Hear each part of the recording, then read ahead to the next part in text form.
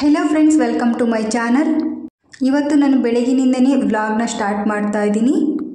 ನಾನಿವತ್ತು ಯಾವುದೇ ಒಂದು ರೆಸಿಪಿನ ಶೇರ್ ಮಾಡ್ತಾ ಇಲ್ಲ. ನಾನಿವತ್ತು ಮೊದಲು ತಿಂಡಿಗೆ ಪಾಲಕ್ ರೈಸ್ ಮಾಡ್ಕೊಂಡಿಟ್ಕೊಂಡಿದ್ದೀನಿ. ನಂತರ ಸೈಡ್ ಡಿಶ್ ಆಗಿ ಸೌತೆಕಾಯಿ ತೊಗೊಂಡಿದ್ದೀನಿ.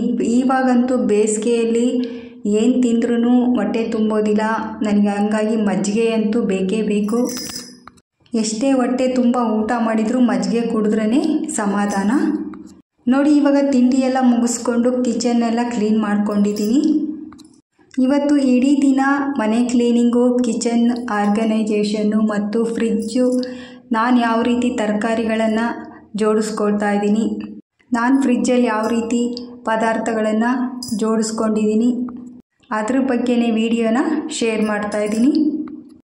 ನಾನು ಮೇಲ್ಗಡೆ ಕ್ಯಾಬಿನ್ನಲ್ಲಿ ಈ ರೀತಿ ಪ್ಲಾಸ್ಟಿಕ್ ಬಾಕ್ಸ್ಗಳಲ್ಲೇ ಹಾಕಿ ಕಾಳುಗಳನ್ನೆಲ್ಲ ಜೋಡಿಸ್ಕೊಂಡಿಟ್ಕೊಂಡಿದ್ದೀನಿ. ಕೆಳಗಡೆ ಕ್ಯಾಬಿನ್ ಕೂಡ ಅರ್ಧ ಕ್ಲೀನ್ ಆಗಿದೆ, ಇನ್ನೂ ಸ್ವಲ್ಪ ಕ್ಲೀನ್ ಮಾಡ್ಕೋಬೇಕು. ಅಷ್ಟರಲ್ಲಿ ವಾಷಿಂಗ್ ಮಿಷಿನ್ಗೆ ಸ್ವಲ್ಪ ಬಟ್ಟೆ ಕೂಡ ಹಾಕೋದಿದೆ, ಅದನ್ನು ಕೂಡ ಹಾಕ್ಕೊಂಡು ನಂತರ ತರಕಾರಿಗಳೆಲ್ಲ ಜೋಡಿಸ್ಕೋಬೇಕು. ನೋಡಿ, ಇವಾಗ ಬಟ್ಟೆ ಕೂಡ ಹಾಕಿದ್ದಾಗಿದೆ. ಇವಾಗ ತರಕಾರಿಗಳೆಲ್ಲ ಸಪ್ರೇಟ್ ಮಾಡಿ ಇಟ್ಕೊಂಡಿದ್ದೀನಿ. ಸೊಪ್ಪನ್ನೆಲ್ಲ ಕ್ಲೀನ್ ಮಾಡ್ಕೋಬೇಕು. ನಾನು ಈ ತರಕಾರಿಗಳನ್ನೆಲ್ಲ ಒಂದು ಬಾಕ್ಸ್ಗಳಲ್ಲಿ ಹಾಕಿ ಇಡ್ತಾ ಇದ್ದೀನಿ. ನಾನಿದು ಬಾಕ್ಸ್ಗಳನ್ನು ತುಂಬ ದಿವಸದಿಂದಲೇ ಆನ್ಲೈನಲ್ಲಿ ಮೀಶೋದಲ್ಲಿ ಆರ್ಡ್ರ್ ಮಾಡಿ ತರಿಸ್ಕೊಂಡಿದ್ದು. ನಾನು ಈ ಒಂದು ವಾರಕ್ಕಾಗೋವಷ್ಟು ತರಕಾರಿಗಳನ್ನು ಪ್ರತಿ ಸಾರಿ ತೊಗೊಳ್ತಾ ಇರ್ತೀನಿ. ಜಾಸ್ತಿ ತರಕಾರಿಗಳನ್ನು ನನಗೆ ತರಿಸ್ಕೊಂಡು ಫ್ರಿಜ್ಜಲ್ಲಿ ಸ್ಟೋರ್ ಮಾಡೋದು ಇಷ್ಟ ಆಗೋದಿಲ್ಲ. ಅದು ಹೆಲ್ತ್ಗೂ ಕೂಡ ಒಳ್ಳೆಯದೇನಲ್ಲ. ನೋಡಿ, ಇವಾಗ ಹಸಿ ಶುಂಠಿ ಮಣ್ಣು ಅದು ಭಾಳ ಇತ್ತು ಅಂದರೆ ತೊಳೆದಿಟ್ಕೊಂಡು ನಂತರ ಅದು ಒರೆಸ್ಕೊಂಡು ಇಟ್ಕೋಬೇಕು. ನೋಡಿ, ನಾನು ತೇವಾಂಶ ಇಲ್ದಂಗೆ ಆಲ್ರೆಡಿ ತೊಳೆದು ಒರೆಸ್ಕೊ ಇಟ್ಟಿದ್ದೀನಿ. ಇದಕ್ಕೆ ನಾನು ಟಿಶ್ಯೂ ಪೇಪರ್ ಹಾಕ್ತಾಯಿದ್ದೀನಿ ಬಾಕ್ಸಿಗೆ. ಈ ರೀತಿ ಟಿಶ್ಯೂ ಪೇಪರ್ ಹಾಕೋದ್ರಿಂದ ತೇವಾಂಶನೆಲ್ಲ ಬೇಗ ಹೀರ್ಕೊಳ್ಳುತ್ತೆ, ಹಂಗಾಗಿ ಶುಂಠಿನೂ ಬೇಗ ಕೆಡೋದಿಲ್ಲ. ಈ ತರಕಾರಿ ಹಾಕೋ ಬಾಕ್ಸಲ್ಲಿ ಕೆಳಗಡೆ ಒಂದು ಪ್ಲೇಟ್ ಇದೆ ನೋಡಿ, ಆ ಪ್ಲೇಟ್ ಇರೋದ್ರಿಂದ ತೇವಾಂಶ ಎಲ್ಲ ಕೆಳಗಡೆ ಶೇಖರವಾಗುತ್ತೆ. ಅದನ್ನು ನಾವು ಬೇಗ ತೆಗಿಯೋಕ್ಕೆ ಕೂಡ ತುಂಬಾ ಈಸಿ ಆಗುತ್ತೆ. ಈ ರೀತಿ ಬಾಕ್ಸ್ಗಳಿಗೆ ಹಾಕಿ ಟೈಟಾಗಿ ಬಾಕ್ಸ್ ಮುಚ್ಚೋದ್ರಿಂದ ತರಕಾರಿ ಕೂಡ ಬೇಗ ಕೆಡೋದಿಲ್ಲ.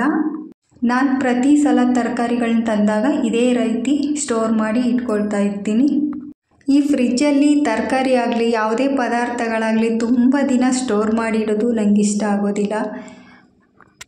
ಕೆಲವರಂತೂ ದೋಸೆ ಹಿಟ್ಟು, ಇಡ್ಲಿ ಹಿಟ್ಟು ತುಂಬ ವಾರಗಟ್ಟಲೆ ಇಟ್ಕೊಂಡು ತಿಂತಿರ್ತಾರೆ. ಅದು ನನಗಂತೂ ಸ್ವಲ್ಪನೂ ಇಷ್ಟ ಆಗೋದಿಲ್ಲ. ನಮಗೆ ಎಷ್ಟು ಅಗತ್ಯವಿದೆಯೋ ಅಷ್ಟನ್ನು ಮಾತ್ರ ಮಾಡ್ಕೋಬೇಕು. ಈ ರೀತಿ ವಾರಗಟ್ಟಲೆ ಇಟ್ಕೊಂಡು ತಿನ್ನೋದ್ರಿಂದ ನಮಗೆ ಆರೋಗ್ಯದ ಮೇಲೆ ಸೈಡ್ ಎಫೆಕ್ಟ್ ಅಂತೂ ಭಾಳ ಇದೆ. ಇನ್ನು ಕೆಲವರಂತೂ ತರಕಾರಿಗಳನ್ನು ಕಟ್ ಮಾಡಿ ಕೂಡ ಇಟ್ಕೊಳ್ತಾರೆ, ಅದು ಕೂಡ ಒಳ್ಳೆಯದೇನಲ್ಲ. ನಾವು ಈ ತರಕಾರಿಗಳನ್ನು ಈ ರೀತಿ ಸಪ್ರೇಟಾಗಿ ಜೋಡಿಸ್ಕೊಳ್ಳೋದ್ರಿಂದ ಅಡುಗೆ ಮಾಡುವಾಗ ಬೇಗನೆ ತಗೊಳ್ಳೋಕ್ಕೆ ತುಂಬಾ ಹೆಲ್ಪ್ ಆಗುತ್ತೆ. ಕೆಲವರಂತೂ ತರಕಾರಿಗಳನ್ನು ತಂದಮೇಲೆ ಉಪ್ಪು ನೀರಿನಲ್ಲೆಲ್ಲ ತೊಳೆದು ನಂತರ ಈ ರೀತಿ ಸ್ಟೋರ್ ಮಾಡಿ ಇಟ್ಕೊಳ್ತಾರೆ. ಅದಂತೂ ತುಂಬಾ ಒಳ್ಳೆಯದು. ಯಾಕಂದರೆ ಮೊದಲೇ ಹೊಲಗಳಲ್ಲಿ ತುಂಬ ಕೆಮಿಕಲ್ನ ಸ್ಪ್ರೇ ಮಾಡಿರ್ತಾರೆ. ನಾವು ತಂದು ಕೂಡ ಹಾಗೆ ಇಡೋದ್ರಿಂದ ಅದು ಇನ್ನೂ ಎಷ್ಟು ಎಫೆಕ್ಟ್ ಆಗುತ್ತೆ.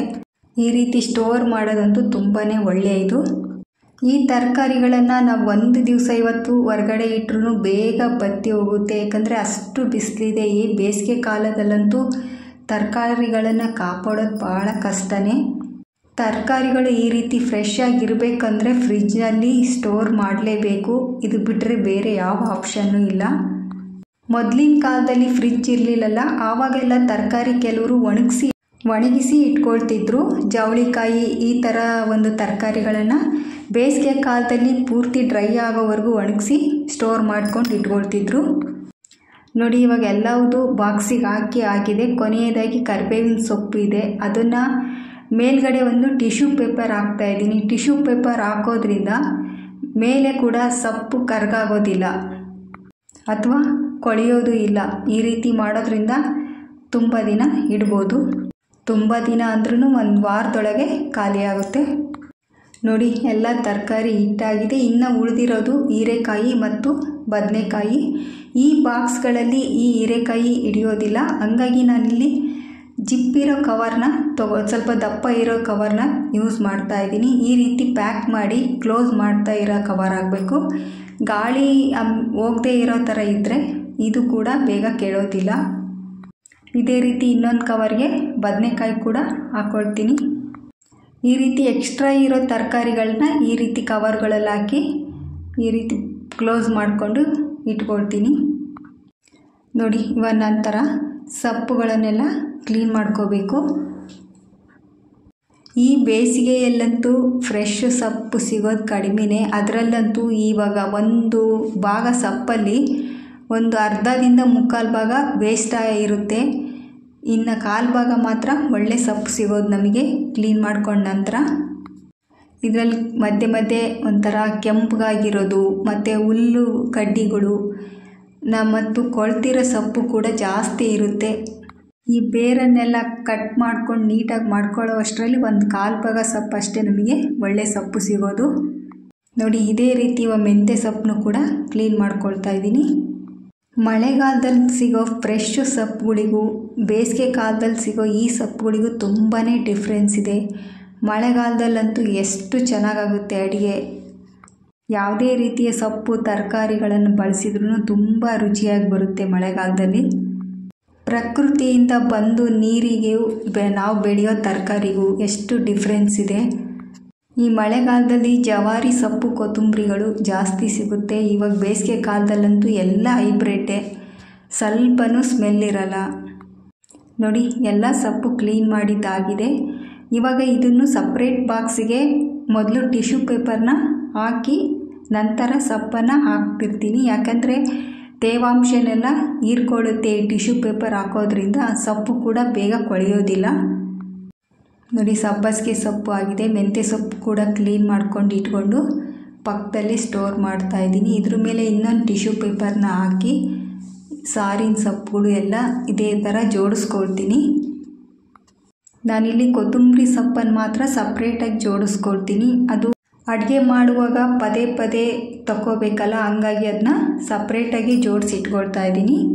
ಈ ಸೊಪ್ಪನ್ನೆಲ್ಲ ಈ ರೀತಿ ಟೈಟಾಗಿ ಬಾಕ್ಸ್ ಮುಚ್ಚಳವನ್ನು ಮುಚ್ಚಿ ಸ್ಟೋರ್ ಮಾಡ್ಕೊಂಡು ಇಟ್ಕೊಂಡಾಗಿದೆ. ಇವಾಗ ಕೊತ್ತಂಬರಿ ಸೊಪ್ಪು ಕೂಡ ಇದೇ ರೀತಿ ಎತ್ತಿಟ್ಕೊಳ್ತಾ ಇದ್ದೀನಿ. ನೋಡಿ, ಎಲ್ಲ ಸೊಪ್ಪು ತರಕಾರಿನ ಸಪ್ರೇಟ್ ಮಾಡಿ ಜೋಡಿಸ್ಕೊಂಡಿದ್ದಾಗಿದೆ. ಇವಾಗ ನಾನು ಈ ಟೊಮೊಟೊ ಮತ್ತು ಆಲೂಗಡ್ಡೆನ ಫ್ರಿಜ್ಜಲ್ಲಿ ಇಡೋದಿಲ್ಲ. ಯಾವಾಗಲೂ ಈ ರೀತಿ ಹೊರಗಡೆನೇ ಸ್ಟೋರ್ ಮಾಡಿ ಇಟ್ಕೊಂಡಿರ್ತೀನಿ.